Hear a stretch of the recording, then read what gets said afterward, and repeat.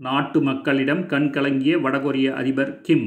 வடகொரியாவில் ஆளும் தொழிலாளர் கட்சியின் 75வது ஆண்டு நிறைவு விழாவை முன்னிட்டு இராணுவ அணிவகுப்பு கடந்த சனிக்கிழமை நடைபெற்றது. இந்த இராணுவ அணிவகுப்பின் போது ஹவாசோங்-16 என்ற புதிய ஏவுகணையை அறிமுகப்படுத்தியது வடகொரியா. இந்த புதிய கண்டம் விட்டு கண்டம் பாயும் ஆயுதம் பயங்கரமானது என்று தகவல் வெளியாகியுள்ளது. இந்த இராணுவ அணிவகுப்பு நிகழ்ச்சியின் போது பேசிய வடகொரிய அதிபர் கிம் ஜாங் உன் மக்களிடம் மன்னிப்பு கோரியுள்ளார்.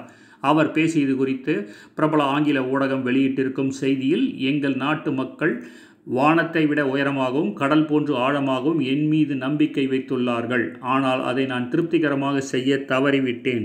நான் உங்களுக்கு ஒன்றும் செய்யவில்லை. இதற்காக மிகவும் வருந்துகிறேன். இந்த நாட்டை வழிநடத்திய தந்தை மற்றும் தாத்தாவை பற்றி கூறிய கிம் ஜாங், அதன்பின் இந்த நாட்டை வழிநடத்தும் பொறுப்பு என்னிடம் ஒப்படைக்கப்பட்டது. இதற்கு மக்கள் என் மீது வைத்த நம்பிக்கைக்கு நன்றி.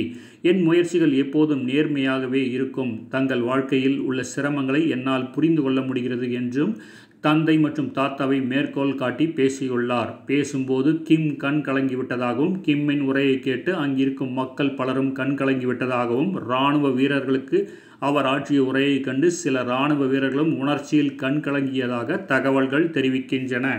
கிம்மின் இந்த உணர்ச்சி வசமான உரையை கண்ட ஆய்வாளர்கள் பலரும் கிம் மக்களின் அனுதாபத்தை பெறவே இப்படி பேசினார் என்று கூறுகிறார்கள். அழகான பெண்களை முத்தமிடுவேன் ட்ரம்ப். அமெரிக்காவில் வரும் நவம்பர் 3ஆம் தேதி அதிபர் தேர்தல் நடைபெறவுள்ளது. இந்த தேர்தலுக்காக ட்ரம்ப் தீவிர பிரச்சாரத்தில் ஈடுபட்டுள்ள நிலையில், அதிபரின் நெருங்கிய ஆலோசகர் ஹோப் ஹிக்ஸ் என்பவருக்கு கொரோனா தொற்று உறுதி செய்யப்பட்டது. இதனால் முன்னெச்சரிக்கை நடவடிக்கையாக ட்ரம்ப் மற்றும் அவரது மனைவி மெலனியா ட்ரம்ப் ஆகியோர் தனிமைப்படுத்திக் கொண்டு கொரோனா பரிசோதனை மேற்கொண்டனர். கொரோனா தொற்று பரிசோதனையில் முடிவில் ட்ரம்ப் மற்றும் அவரது மனைவி மெலனியா ட்ரம்ப் ஆகிய இருவருக்கும் தொற்று பாதிப்பு உறுதி செய்யப்பட்டது. இதன்பின் அந்நாட்டு இராணுவ மருத்துவமனையில் ட்ரம்ப் அனுமதிக்கப்பட்டார். 4 நாட்கள் சிகிச்சைக்கு பின்னர் திங்கட்கிழமை மருத்துவமனையிலிருந்து டிஸ்சார்ஜ் செய்யப்பட்டு வெள்ளை மாளிகை திரும்பினார். தொடர்ந்து அவருக்கு மருத்துவ பரிசோதனைகள் மேற்கொள்ளப்பட்டன. அடுத்தடுத்த பரிசோதனைகளின் முடிவில் ட்ரம்புக்கு கொரோனா பாதிப்பு இல்லை என தெரியவந்தது. பிரச்சார பணிகளில் முழு வீச்சில் ட்ரம்ப் இறங்கியுள்ளார். சான்போர்டில் நடந்த பிரச்சார பேரணியில் கலந்து கொண்டு பிரச்சார கூட்டத்தில் பேசிய ட்ரம்ப், நான் வலிமை பெற்றவனாக உணர்கிறேன். பார்வையாளர்கள் கூட்டத்திற்குள் நடந்து செல்வேன். நான் அங்கு சென்று கூட்டத்தில் உள்ள ஒவ்வொருவரையும் முத்தமிடுவேன். ஆடவரையும் அழகான பெண்களையும் முத்தமிடுவேன் என்று கூறினார். நான் இளமையானவன். நான் நல்ல உடல் வடிவத்துடன் இருக்கிறேன் என்று ட்ரம்ப் கூறியது கூட்டத்தில் சலசலப்பை ஏற்படுத்தியது. 11 பாராளுமன்ற மேலவை இடங்களுக்கான தேர்தல் தேதி அறிவிப்பு. உத்தரப்பிரதேசம் மற்றும் உத்தரகாண்ட் ஆகிய மாநிலங்களைச் சேர்ந்த பாராளுமன்ற மேலவையின் 11 உறுப்பினர்களின் பதவிக்காலம் வரும் நவம்பர் 25ஆம் தேதியுடன் முடிவடைகின்றன. இவற்றில் உத்தரப்பிரதேசத்தில் 10 இடங்களும் உத்தரகாண்டில் ஓரிடமும் காலியாகும். மேலவை எம்பி பதவிக்கான இடங்கள் காலியாகும் சூழலில் அவற்றை நிரப்புவதற்கான தேர்தல் அறிவிப்பினை இந்திய தலைமை தேர்தல் ஆணையம் வெளியிட்டுள்ளது. இந்த அறிவிப்பில் 11 பாராளுமன்ற மேலவை இடங்களுக்கான தேர்தல் வரும் நவம்பர் 11ஆம் தேதிக்குள் நடத்தி முடிக்கப்படும் என்று தெரிவித்துள்ளது. இதன்படி தேர்தல் வருகிற நவம்பர் மாதம் 9ஆம் தேதி நடைபெறவுள்ளது. அதே நாளில் வாக்குப்பதிவும் நடத்தி முடிக்கப்படும் என்று தேர்தல் ஆணையம் தெரிவித்துள்ளது. ஓட்டுப்பதிவு காலை 9 மணி முதல் மாலை 4 மணிக்குள் நடைபெறும் என்று கூறியுள்ளது. கர்நாடகத்தில் 3 மந்திரிகளின் இலாகா திடீர் மாற்றம். கர்நாடகத்தில் கொரோனா வைரஸ் கடந்த மார்ச் மாதம் பரவத் தொடங்கியது. கொரோனா தடுப்பு நிர்வாக பணிகளை கர்நாடக அரசு மேற்கொண்டு வருகின்றது. இந்த பணிகளை மேற்கொள்வதில் சுகாதாரத்துறை மற்றும் மருத்துவ கல்வித்துறை மந்திரிகள் இடையே அவ்வப்போது கருத்து வேறுபாடு ஏற்பட்டு வந்தது. கொரோனா தடுப்பு நிர்வாக பணிகள் மருத்துவ கல்வித்துறை மந்திரி சுதாகர் வசம் ஒப்படைக்கப்பட்டது. இதனால் சுகாதாரத்துறை மந்திரி ஸ்ரீராமுலு கடும் அதிருப்தி அடைந்தார். கொரோனா தடுப்பு நிர்வாக பணிகளை மேற்கொள்ள 4 மந்திரிகள் அடங்கிய செயல்படை ஒன்றும் அமைக்கப்பட்டது. அதில் துணை முதல் மந்திரி அஸ்வத் நாராயண், சுகாதாரத்துறை மந்திரி ஸ்ரீராமுலு, மருத்துவ கல்வித்துறை மந்திரி சுதாகர், போலீஸ் மந்திரி பசவராஜ் பொம்மை ஆகியோர் இடம்பெற்றனர். இந்த நிலையில் கர்நாடகத்தில் 3 மந்திரிகளின் இலாகா திடீர் என்று மாற்றம் செய்யப்பட்டுள்ளது. அதாவது ஸ்ரீராமுலு வசம் இருந்த சுகாதாரத்துறை பறிக்கப்பட்டுள்ளது. அந்த துறை மருத்துவ கல்வித்துறை மந்திரி சுதாகருக்கு கூடுதல் பொறுப்பாக வழங்கப்பட்டுள்ளது. அதே வேளையில் மந்திரி ஸ்ரீராமுலுக்கு சமூக நலத்துறை ஒதுக்கப்பட்டுள்ளது.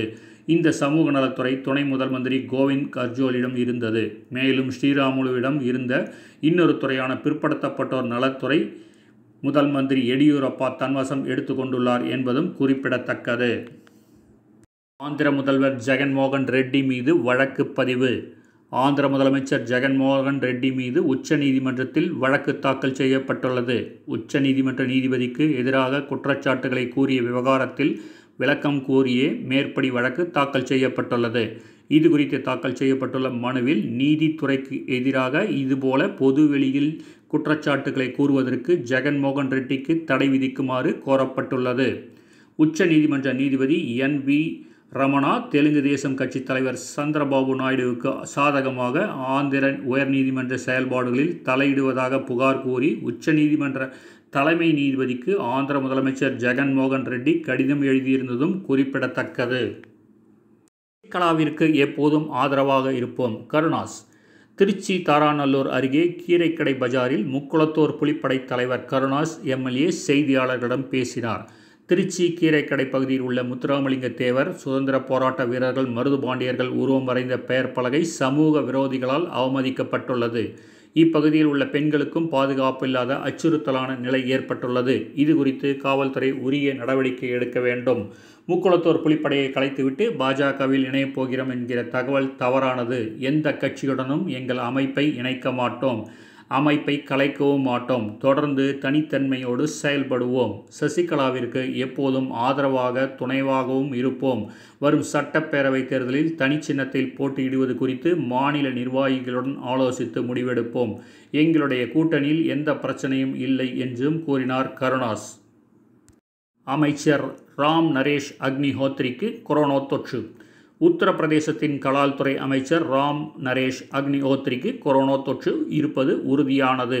இது குறித்து அவர் கூறுகையில், கடந்த 6ஆம் தேதி கொரோனா தொற்று இருப்பது உறுதியானது. உடனடியாக தில்லியில் உள்ள மேக்ஸ் மருத்துவமனையில் சிகிச்சைக்காக அனுமதிக்கப்பட்டேன். இந்நிலையில் இன்று செய்யப்பட்ட மறுசோதனையிலும் தொற்று இருப்பது உறுதியாகியுள்ளது. மருத்துவர்களின் அறிவுரைப்படி மருத்துவமனையில் சிகிச்சை பெற்று வருவதாகவும் விரைவில் நோயிலிருந்து விடுபட்டு பணிக்கு திரும்புவேன் என்றும் தெரிவித்துள்ளார். தமிழகத்தில் உள்ள ஒவ்வொரு தெருவிலும் தாமரை மலரும் குஷ்பு. டெல்லியில் உள்ள பாஜக தலைமை அலுவலகத்தில் பாஜக தேசிய பொதுச் செயலாளர் சி.டி. ரவி மற்றும் தமிழக பாஜக தலைவர் எல். முருகன் முன்னிலையில் நடிகை குஷ்பு நேற்று பாஜகவில் இணைந்தார். இந்நிலையில் இன்று சென்னை கமலாலயத்தில் குஷ்பு செய்தியாளர்களை சந்தித்து பேசினார். அப்போது பேசிய அவர், நிதானமாக யோசித்த பிறகே காங்கிரஸில் இருந்து விலகி பாஜகவில் இணைந்துள்ளேன். பாஜகவில் இணைந்தது மகிழ்ச்சி அளிக்கிறது. பாஜகவில் இணைய சுந்தர் சி காரணம் என்ற கே.எஸ். அழகிரியின் கருத்துக்கு குஷ்பு மறுப்பு தெரிவிப்பதாகவும் கூறினார்.